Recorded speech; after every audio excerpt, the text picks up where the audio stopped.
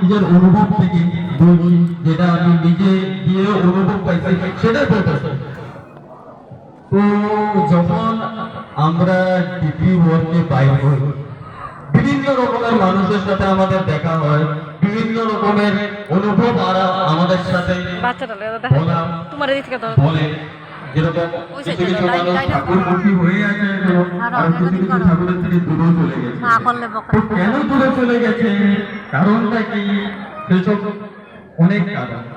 তো সেই কারণটা যাতে প্রকাশিত হয়ে আসে আমাদের সামনে, সেটার জন্যই আমরা ডিপি ওয়ার্কে বাইরে বেরোচ্ছি। তো যদি ডিপি ওয়ার্ক মানে দীক্ষাপত্র বলি, এটা আমাদের কিছু ভাবছি আমরা মঙ্গলের জন্য, কিন্তু এটা আমাদের ভুলটাকে শুধরানোর জন্য আমরা এটাকে করতে হবে। কারণ যে ভুলটা আমরা করে এসেছি আগে,